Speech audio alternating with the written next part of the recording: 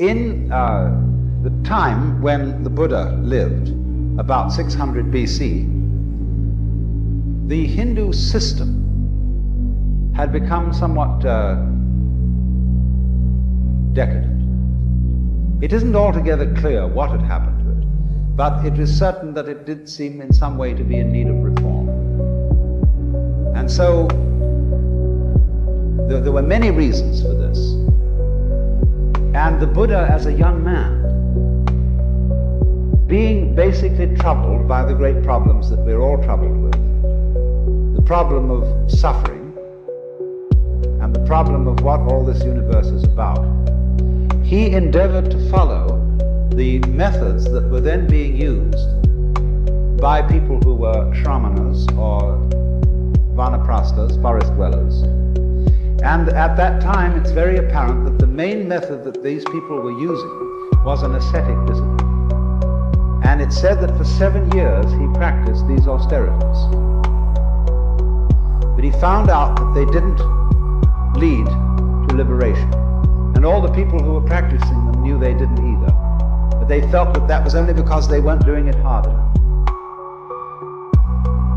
And so he propounded instead the middle way.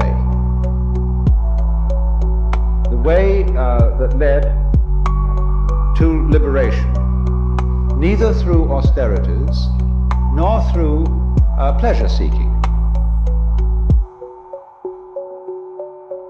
Now, what does this mean?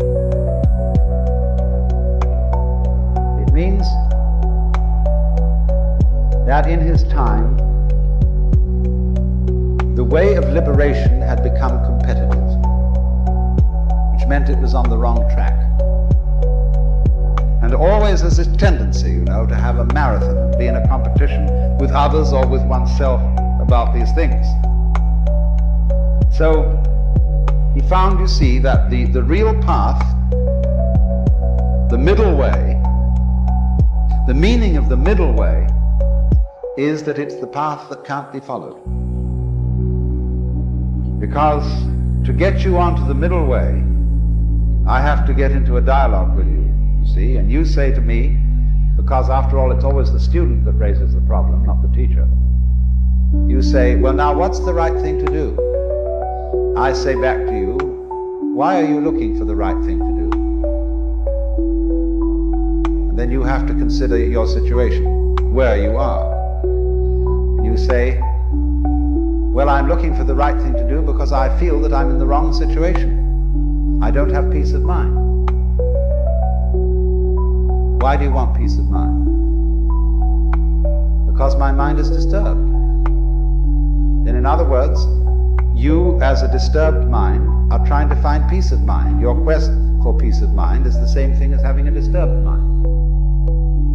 Now, if you don't have a disturbed mind, you won't ask for peace of mind. Well, how can I quiet my mind? Why are you asking to quiet your mind? Because it's disturbed. You see where you are? So in this way, by this dialogue, the guru, the teacher, brings a person back to center. But what it comes to, in the end, is the position of what's called a bodhisattva.